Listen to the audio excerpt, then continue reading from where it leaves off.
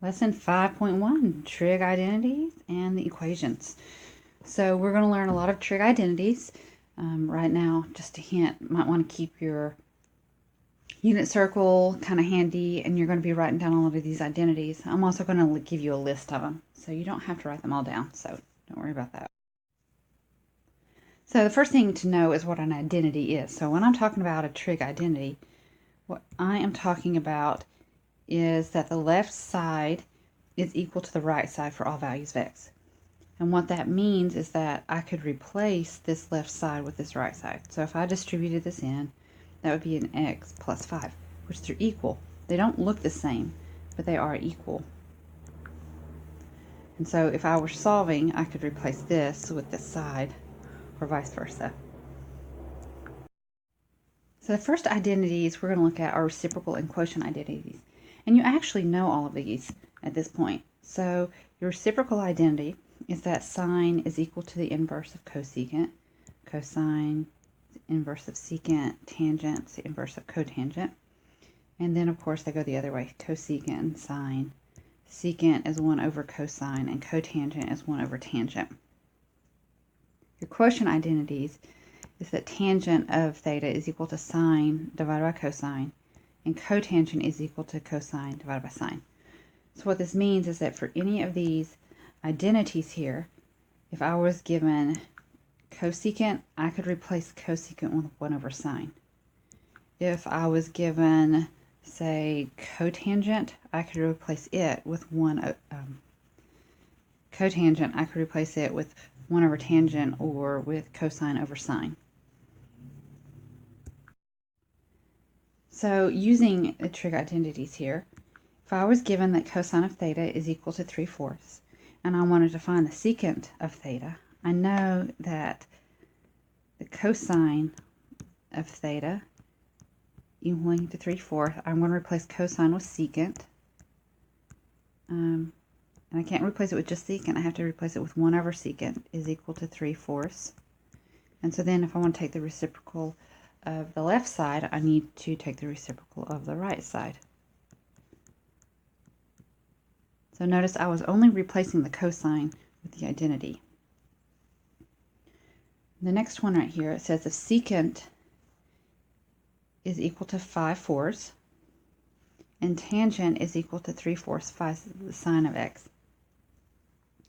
So I know that secant is equal to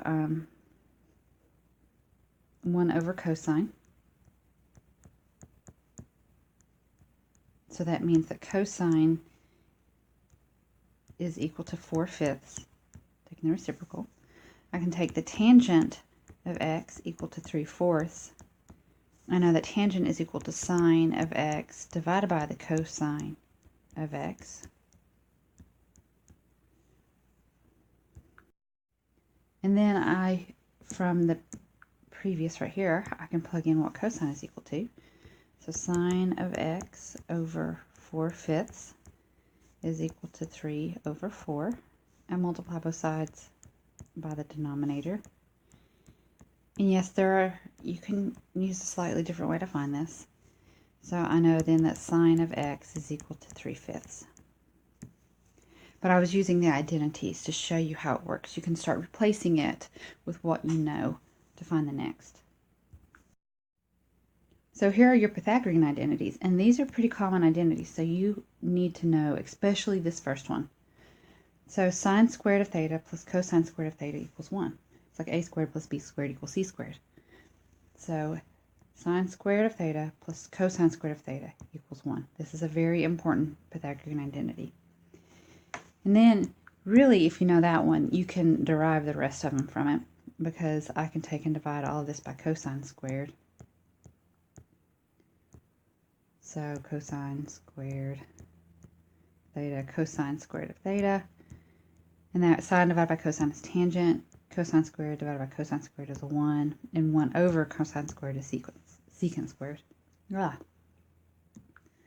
And so then I can find the other one if I wanted to go through and divide everything by sine squared. It would give me this last one. So using the Pythagorean identities, if I know that cotangent of theta is 2 and that cosine is less than 0. I'm going to use that Pythagorean identity. I know that it said 1 plus cotangent squared of theta equals cosecant squared of theta. So I'm going to go ahead and plug in the cotangent. That's a 2. I need to square it. And that will give me cosecant squared. So that would be 4, 5 cosecant squared of theta. Take the square root. So cosecant is equal to the square root of 5. Cosecant's the reciprocal of sine. So sine of theta would then equal 1 over the square root of 5. So square root of 5 over 5. Then I could also use I'm going to go ahead and use tangent squared of theta plus 1 equals secant squared of theta. And I could have picked any of these. I just picked that one. So 1 over 2 squared plus 1 equals secant squared. So 1/4 plus 1 equals secant squared. So this is going to be 5/4 equals secant squared. And square root, that would be secant squared, or secant of theta is equal to the square root of 5 over 2, because the square root of 4 is 2. And then finding cosine, I need to go ahead and take the reciprocal. So cosine of theta is equal to 2 over the square root of 5, but no radical in the denominator. So 2 squared of 5 over 5. Now, here's the deal. One thing I didn't pay attention to yet is the fact that it says that cosine of theta is less than 0. So that means that sine and cosine have to have, well, no, cosine has to be negative. And because cotangent is positive, that meant that sine and cosine had the same sign. So that means sine is also negative. So watch that, the qualifier tell you about the sign there. The next one are cofunction identities. It's when angles are complementary of each other, so 90 degrees. So cofunction complementary, which is 90, and pi over 2 is 90. So sine is equal to cosine of pi over 2 minus theta. So basically, if you take that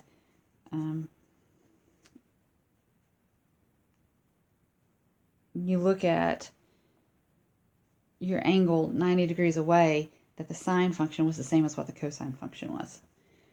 And you can do the same thing with this. The cosine is equal to sine of pi over 2 minus theta. Tangent is equal to cotangent pi over 2 minus theta. Works the same way with cotangent. Goes backwards. And you can also think about that with the graph, because they are just shifted from each other. And they're 90 degrees away. So you just shift it back 90 degrees and it gives you the other one. And secant and cosecant, they're shifted 90 degrees away. So they'll give you the same thing back. Next one is odd and even functions. And so it tells you that if you take a negative angle, so like say sine of negative pi over 4, it will give you the same thing as pi over 4 and changing the sign. So if I put the negative and make it a negative angle, it's going to give me back the same as the original angle, or but make it negative. Blah. Sorry, I'm feeling a little tongue-tied. Cosecant, because it's a reciprocal sign, will do the same thing. Cosine, if you do a negative angle, so negative pi over 4, it gives you back the exact same thing as pi over 4. So if you look at your unit circle, that makes sense. It's really talking about being reflected over the x-axis. And so the x values have the same sign, but the y values change signs.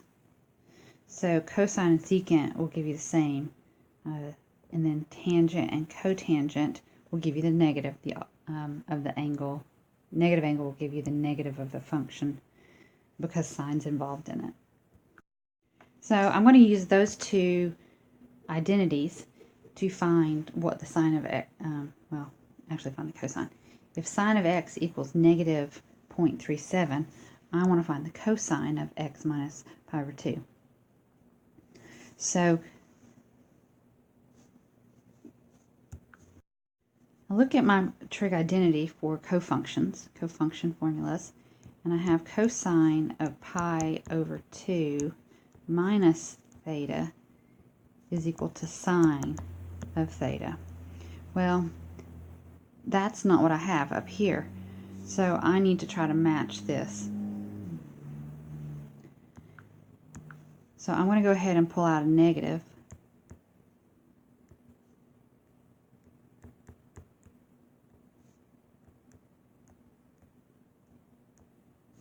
And that'll equal sine.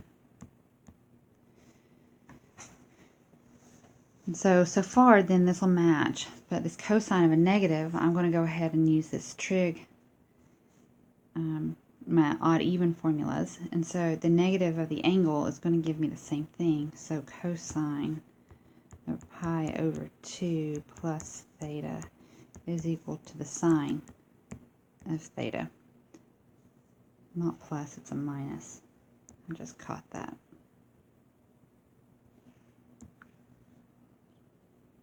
That'll be negative. So it was a plus, but I should have then flipped it around on the next one. Theta minus pi over 2. Because I pull out a negative out of it. So this is positive, right? This becomes negative, that becomes positive. And I pull out the negative right here. So let me erase that because that doesn't look right. So I find that this is equal to this.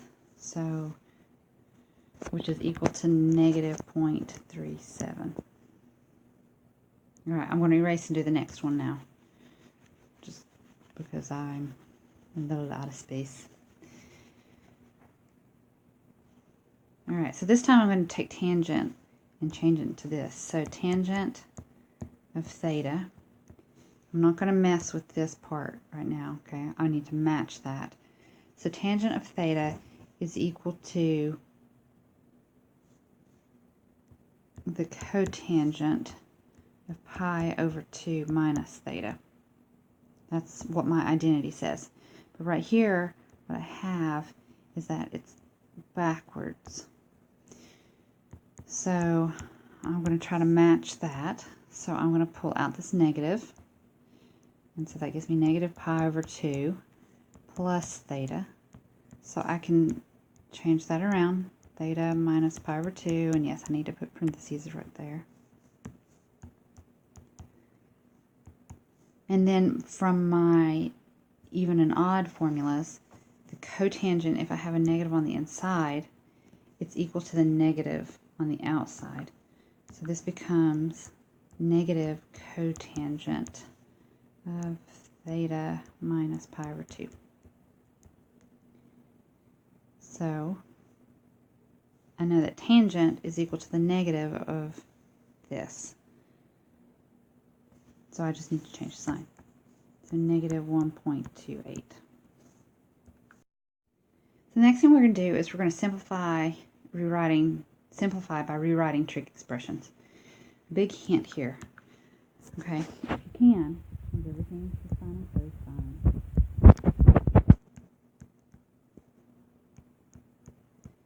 And then simplify those.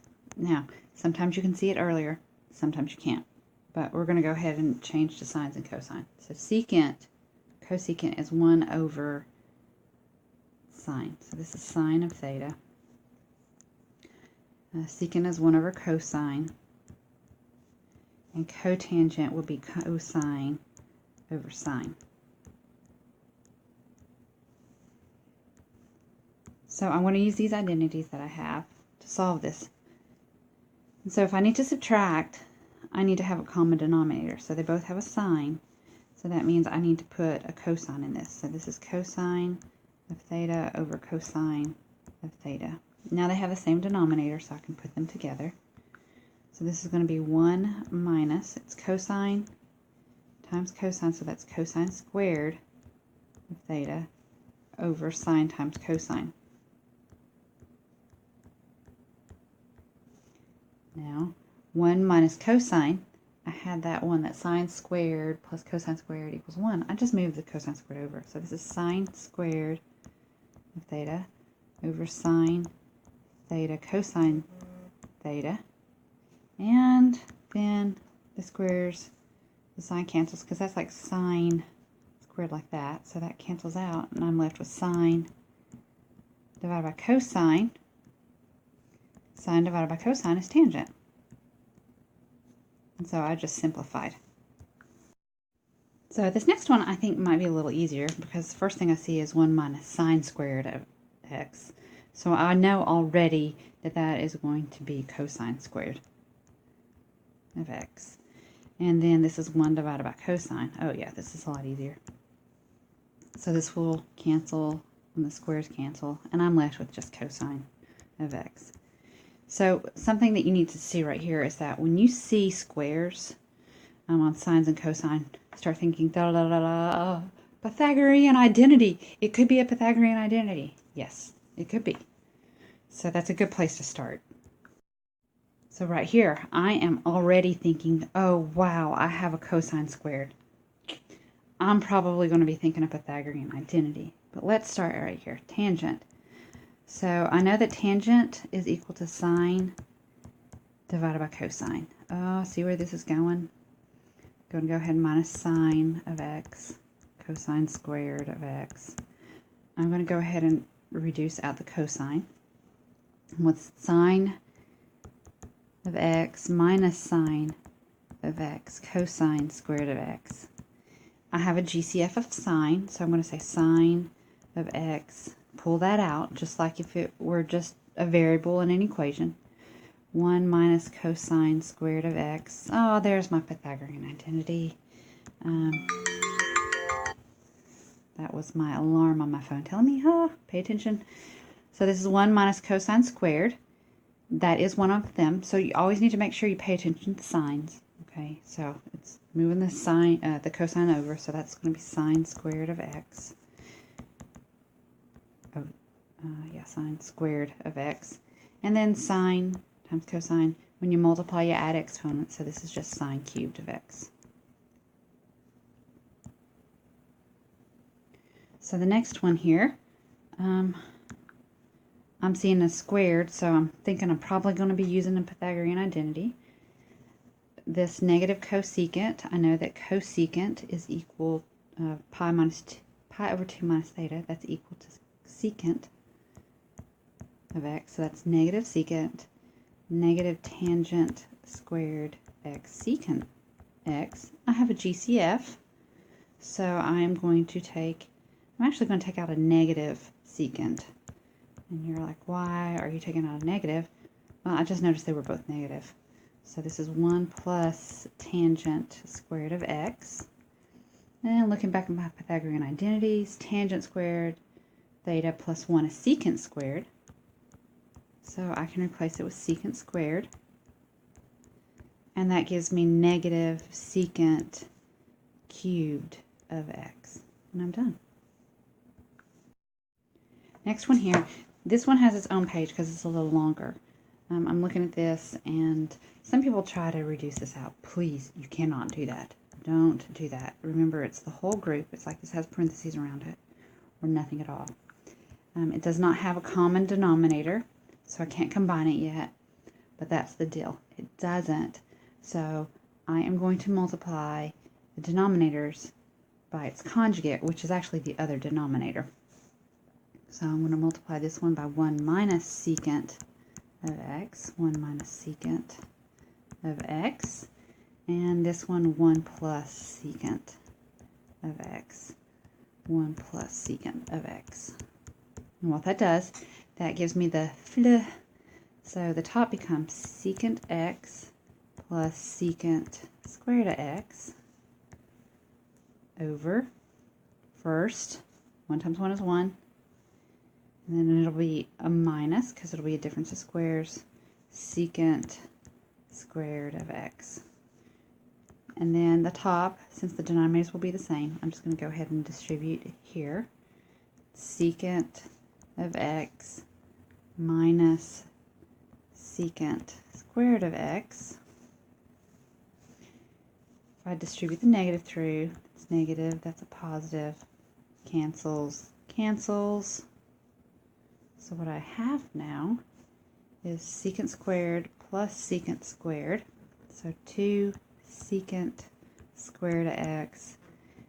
And then I could change it to the denominator is going to be 1 minus secant squared. That would be a negative tangent squared of x. I used a Pythagorean identity.